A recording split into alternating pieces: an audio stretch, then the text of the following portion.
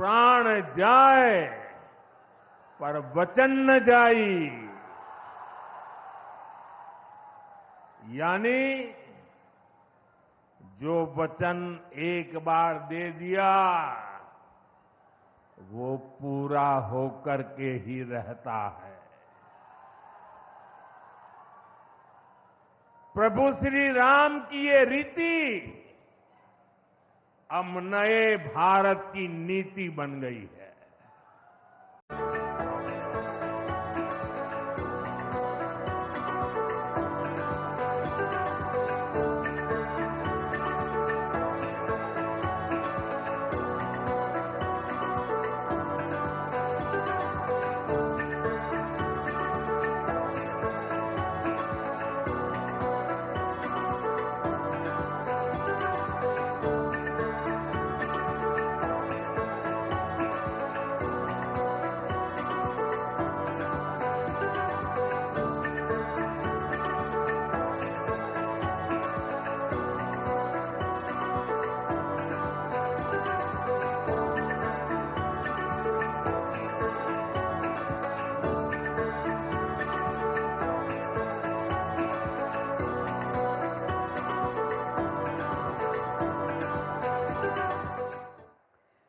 माननीय प्रधानमंत्री जी को मैं हृदय की गहराइयों से आभार व्यक्त करती हूं कि आपने पूरे देश को बिहार की धरती से सौगात भेंट किया। आपके कार्य और शब्द हमारे लिए प्रेरणा स्वरूप होते हैं। आप हम सभी के प्रेरणा स्रोत हैं। माननीय प्रधानमंत्री जी, आपके मार्गदर्शन में देश नई ऊंचाइयों को छू रहा है। आपका नेतृत्व हमें प्रेरित करता है। आपसे करबद्ध निवेदन है कि कृपया इस ऐतिहासिक अवसर पर हम सभी को मार्गदर्शित करने की कृपा करें ताकि आपके विचारों से हम लाभान्वित हो सके। हमारे यशस्वी प्रधानमंत्री जी माननीय श्री नरेंद्र मोदी,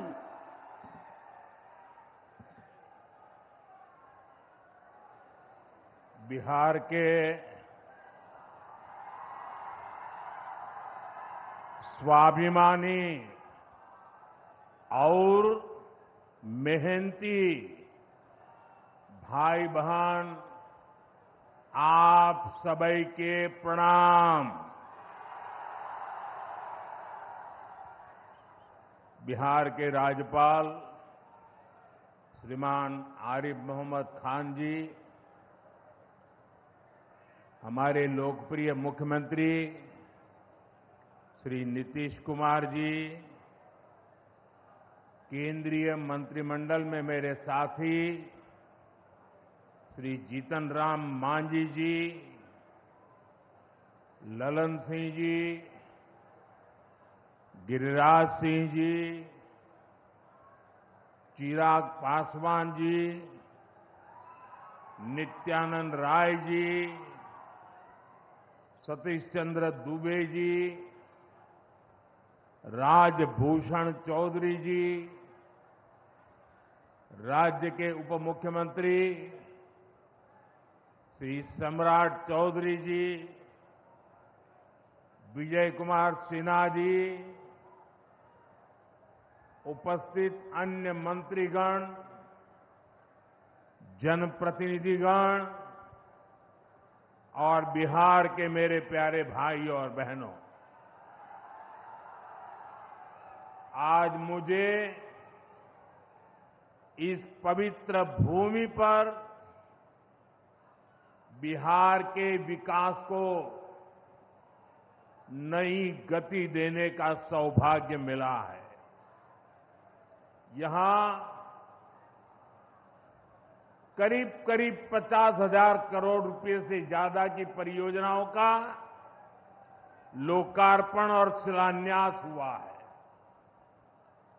आप सब बड़ी संख्या में हमें आशीर्वाद देने आए हैं। आपका ये स्नेह,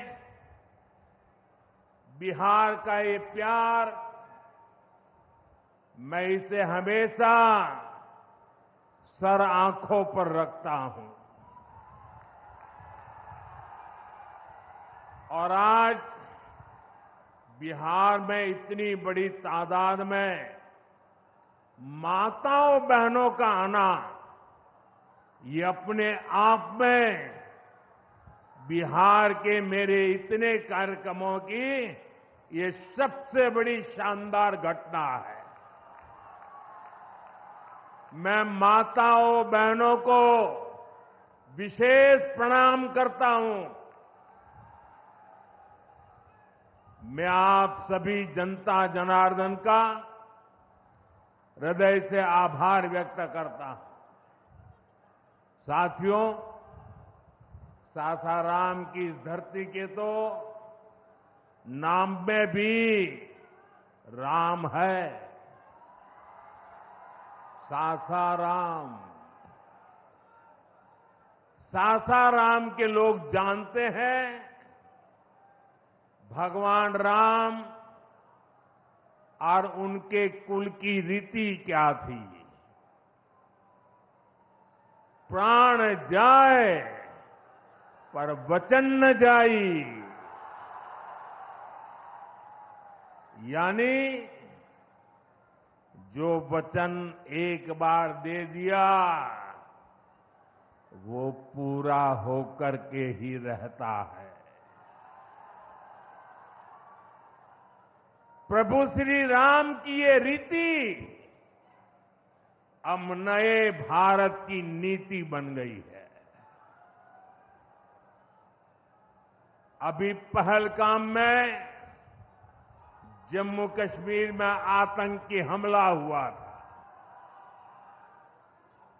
हमारे कितने निर्दोष नागरिक मारे गए। इस जघन्य आतंकी हमले के बाद एक दिन के बाद मैं बिहार आया था और मैंने बिहार की धरती से देश को वादा किया था, वचन दिया था, बिहार की धरती पर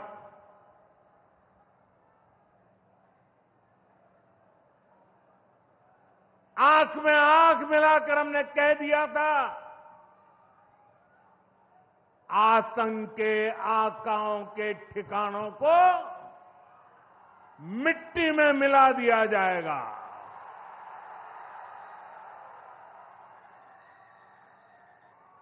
बिहार की धरती पर मैंने कहा था,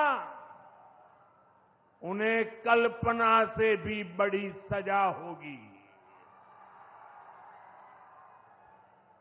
आज जब मैं बिहार आया हूं तो अपने वचन पूरा करने के बाद आया हूं। जिन लोगों ने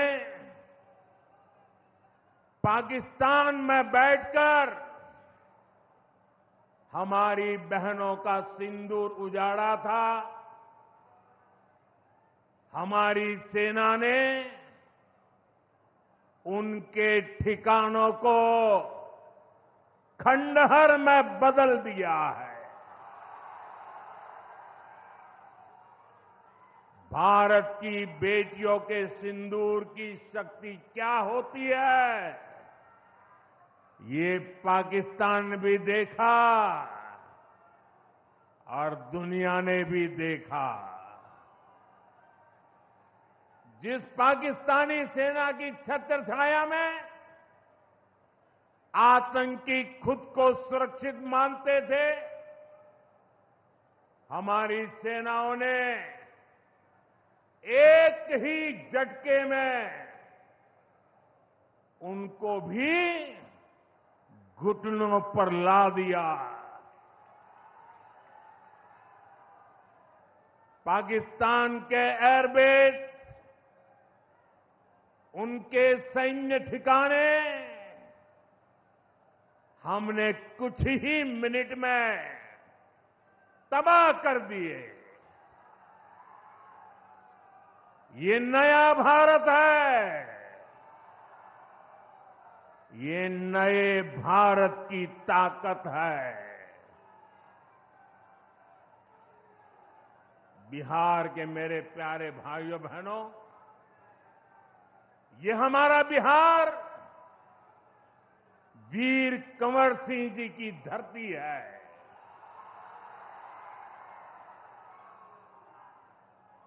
यहां के हजारों नौजवान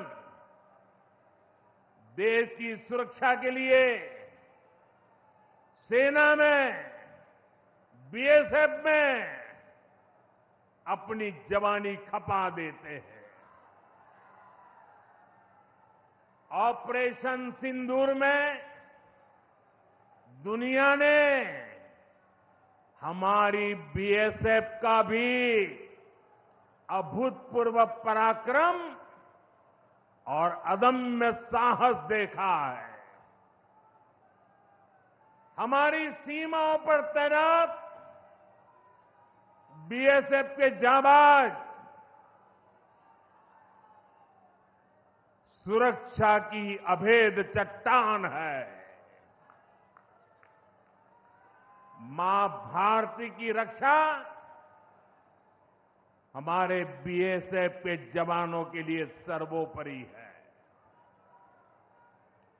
और यही मातृभूमि के सेवा का पवित्र कर्तव्य निभाते हुए 10 मई को सीमा पर बीएसएफ सब इंस्पेक्टर इम्तियाज शहीद हो गए थे।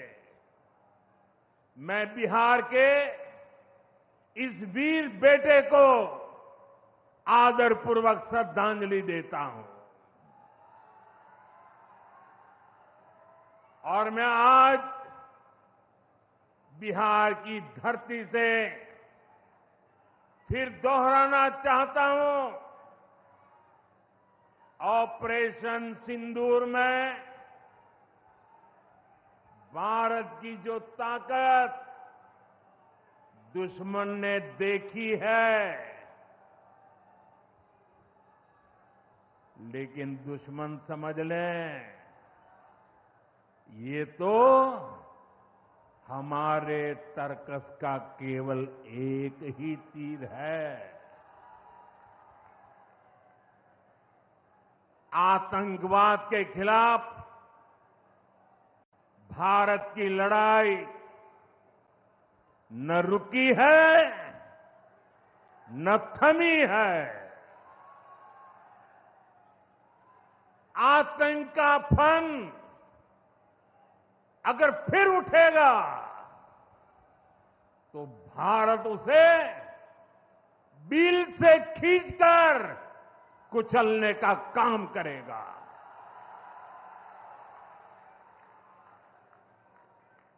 साथियों, हमारी लड़ाई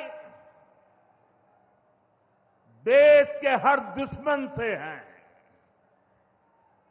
फिर वो चाहे सीमा पार हो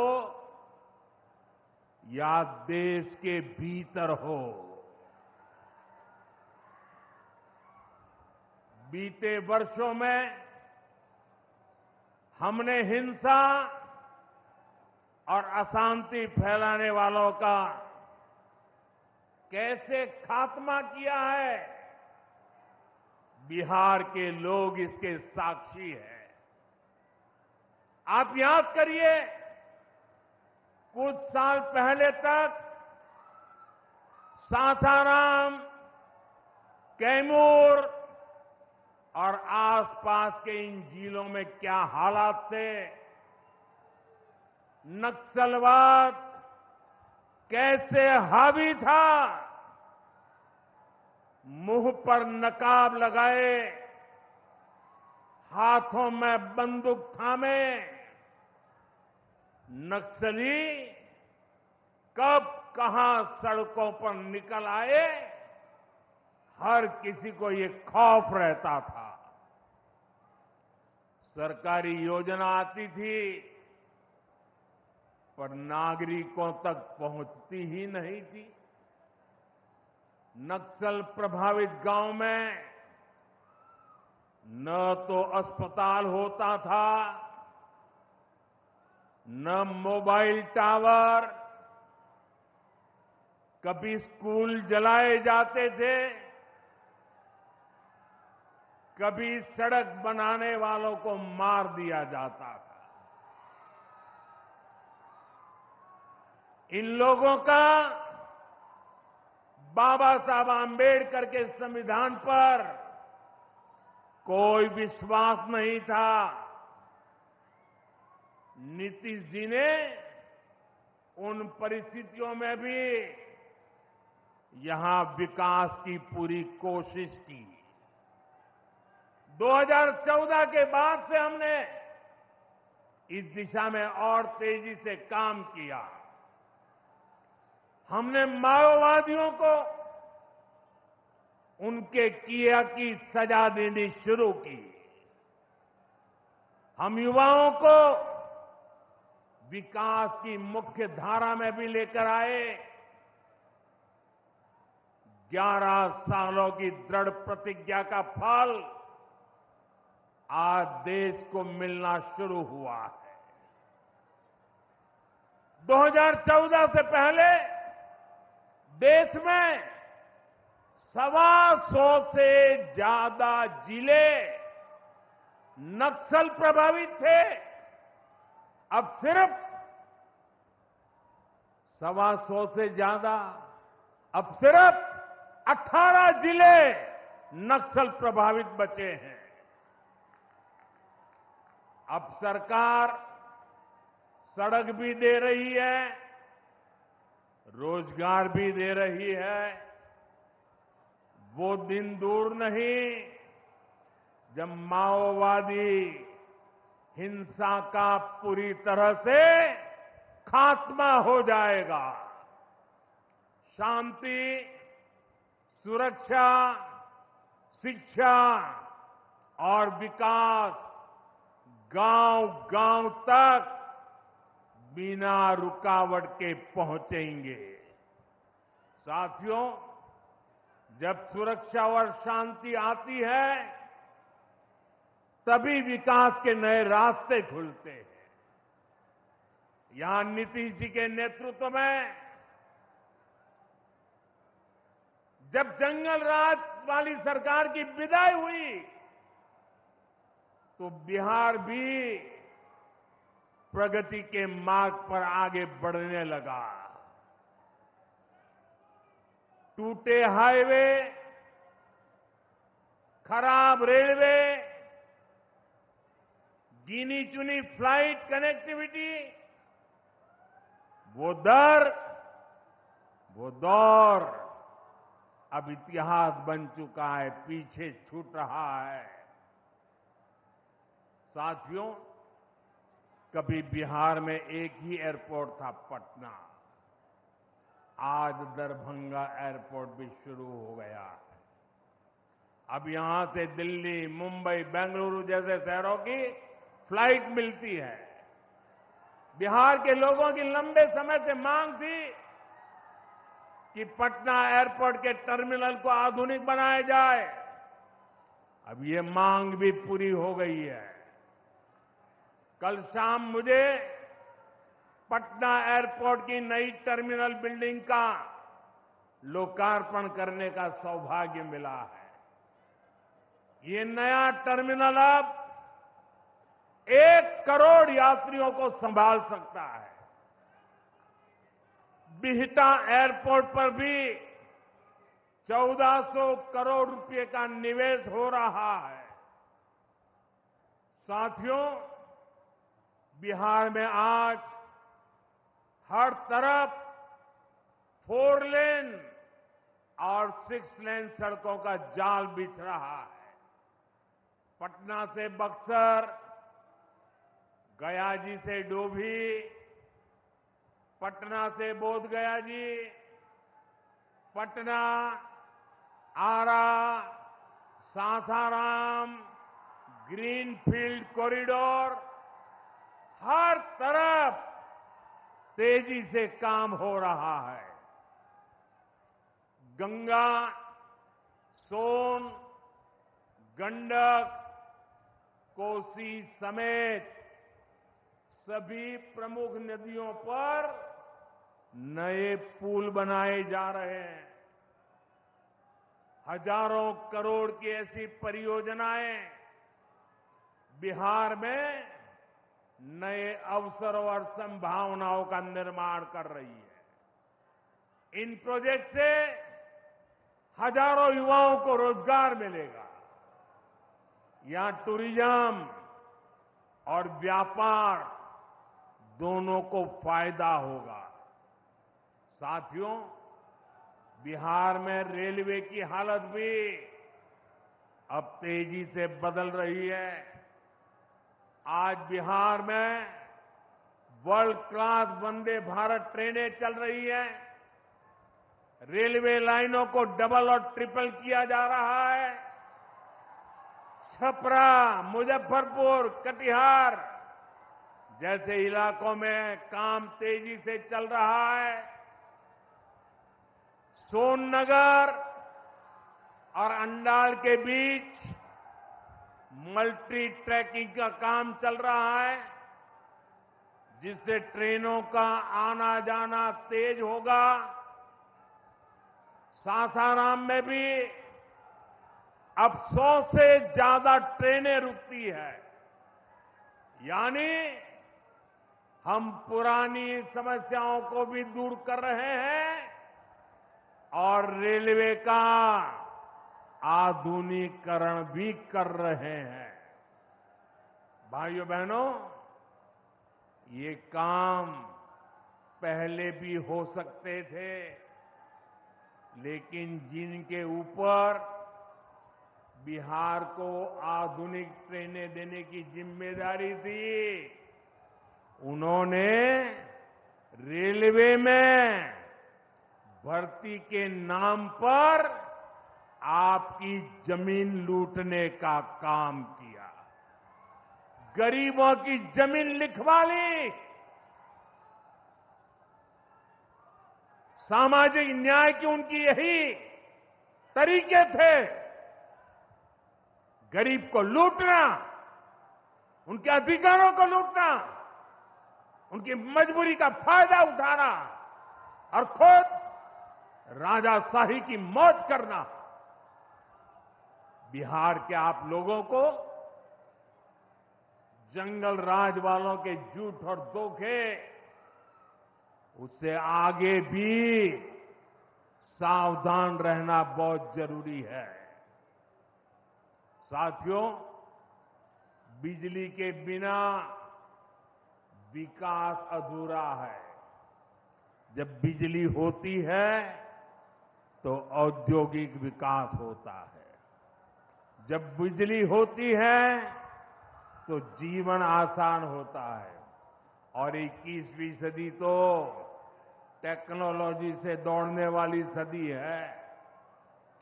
इसलिए डगर डगर पर बिजली की जरूरत रहने वाली है। बीते वर्षों में बिहार में बिजली उत्पादन पर बहुत जोर दिया गया है।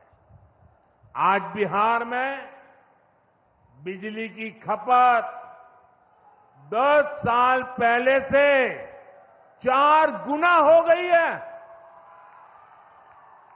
नबीनगर में एनटीपीसी का बड़ा पावर प्रोजेक्ट बन रहा है। इस पर 30,000 करोड़ रुपया खर्च किए जाएंगे। इससे बिहार को 1500 मेगावाट बिजली मिलेगी। बक्सर और पीर पैंती में भी नए थर्मल पावर प्लांट शुरू हो जाएंगे। भाइयों बहनों, अब हमारा ध्यान भविष्य की ओर है।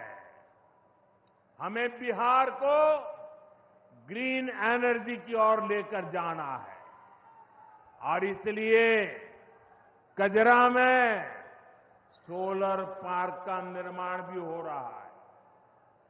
पीएम कुसुम योजना के तहत सौर ऊर्जा से किसानों को कमाई के विकल्प दिए जा रहे हैं। रिन्यूएबल एग्रीकल्चर फीडर से खेतों को बिजली मिल रही है। हमारे इन प्रयासों का असर है कि यहां के लोगों का जीवन बेहतर हुआ है। महिलाएं खुद को सुरक्षित महसूस कर रही है। साथियों, जब राज्य में आधुनिक इंफ्रास्ट्रक्चर आता है तो सबसे ज्यादा लाभ गांव, गरीब किसान और छोटे उद्योगों को होता है, क्योंकि वो देश विदेश के बड़े बाजारों से जुड़ पाते हैं। प्रदेश में नया निवेश आता है तो नए अवसर बनते हैं। आप देखिए, पिछले साल हुई बिहार बिजनेस समिट में बड़ी संख्या में कंपनियां यहां निवेश के लिए आगे आई। जब राज्य में उद्योग आता है तो लोगों को मजदूरी के लिए पलायन नहीं करना पड़ता, किसानों को भी नए विकल्प मिलते हैं।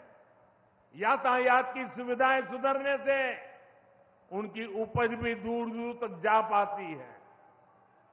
भाइयों बहनों, हमारी सरकार बिहार के किसानों की आय बढ़ाने के लिए लगातार काम कर रही है। यहां 75 लाख से ज्यादा किसानों को पीएम किसान सम्मान निधि के तहत आर्थिक सहायता मिल रही है। हमारी सरकार ने मखाना बोर्ड की घोषणा की है। हमने बिहार के मखाना को जीआई टैग दिया। इससे मखाना किसानों को बहुत लाभ हुआ है। इस साल के बजट में हमने बिहार में फूड प्रोसेसिंग के लिए नेशनल इंस्टीट्यूट का भी ऐलान किया है। अभी 2-3 महीने पहले ही कैबिनेट ने 2-3 दिन पहले ही कैबिनेट ने खरीफ के मौसम के उसके लिए धान समेत 14 फसलों की एमएसपी को बढ़ाने को मंजूरी दी है। इससे किसानों को अपनी फसलों का बेहतर दाम और आमदनी भी बढ़ेगी। साथियों, जिन लोगों ने बिहार को सबसे ज्यादा ठगा, जिनके दौर में बिहार के गरीब और वंचित तबके को बिहार छोड़कर जाना पड़ा, आज वही लोग सत्ता पाने के लिए सामाजिक न्याय का झूठ बोल रहे हैं। दशकों तक बिहार के दलित, पिछड़ों और आदिवासियों के पास शौचालय तक नहीं था। दशकों तक हमारे इन भाई बहनों के पास बैंक में खाता नहीं था। उन्होंने बैंकों में उनके लिए तो एंट्री बंद थी, दरवाजे तक भी घुसने नहीं दिया जाता था। दलित और पिछड़ा वर्ग के ही सबसे ज्यादा लोग झुग्गी झोपड़ी में जीवन गुजारा करते थे। उनके पास पक्का घर तक नहीं था, वे बेघर थे। करोड़ों लोगों के सर पर छत तक नहीं थी। मैं आपसे पूछता हूं, बिहार के लोगों की ये दुर्दशा, ये पीड़ा, ये तकलीफ, क्या ये कांग्रेस और आरजेडी का क्या यही सामाजिक न्याय था? गरीबों को इस प्रकार से मजबूरी में जीने के लिए सारी नीतियां बनाने के आदी लोग। साथियों, इससे ज्यादा अन्याय कोई नहीं हो सकता है। कांग्रेस और आरजेडी वालों, इन्होंने कभी दलित, पिछड़ा की इतनी तकलीफों की चिंता तक नहीं की। ये लोग विदेशियों को बिहार की गरीबी दिखाने के लिए घुमाने लाते हैं। अब जब दलित, वंचित और पिछड़ा समाज ने कांग्रेस को उसके पापों की वजह से छोड़ दिया है, तो इन्हें अपना अस्तित्व बचाने के लिए सामाजिक न्याय की बातें याद आ रही है। भाइयों बहनों, बिहार में और देश में सामाजिक न्याय का नया सवेरा एनडीए के दौर में दिखा है।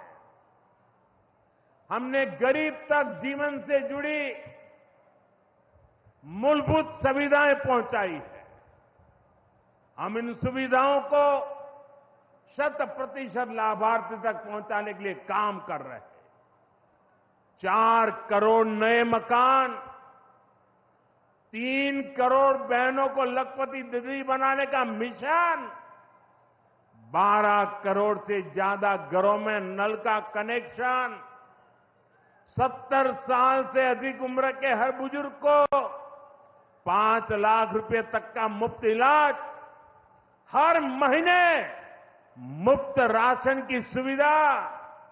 हमारी सरकार हर गरीब और जरूरतमंद के साथ खड़ी है। साथियों, हम चाहते हैं कि कोई भी गांव छूटे नहीं, कोई भी हकदार परिवार सरकार की योजनाओं से वंचित न रह जाए। मुझे खुशी है, इसी सोच के साथ बिहार सरकार ने डॉक्टर भीमराव अंबेडकर समग्र सेवा अभियान शुरू किया है। इस अभियान में 22 जरूरी योजनाएं एक साथ लेकर सरकार गांव-गांव, टोला-टोला पहुंच रही है। हमारा लक्ष्य है हर दलित, महादलित, पिछड़े, अति पिछड़े, गरीब के घर तक सीधे पहुंचना। मुझे बताया गया है कि अब तक 30,000 से ज्यादा कैंप लग चुके हैं। लाखों लोग इस अभियान से जुड़ चुके हैं। जब सरकार खुद लाभार्थियों तक पहुंचती है तो ना कोई भेदभाव होता है और ना ही कोई भ्रष्टाचार होता है, और तभी सच्चा सामाजिक न्याय होता है। साथियों, हमें हमारे बिहार को बाबा साहब आंबेडकर, कर्पूरी ठाकुर, बाबू जगजीवन राम और जेपी के सपनों का बिहार बनाना है।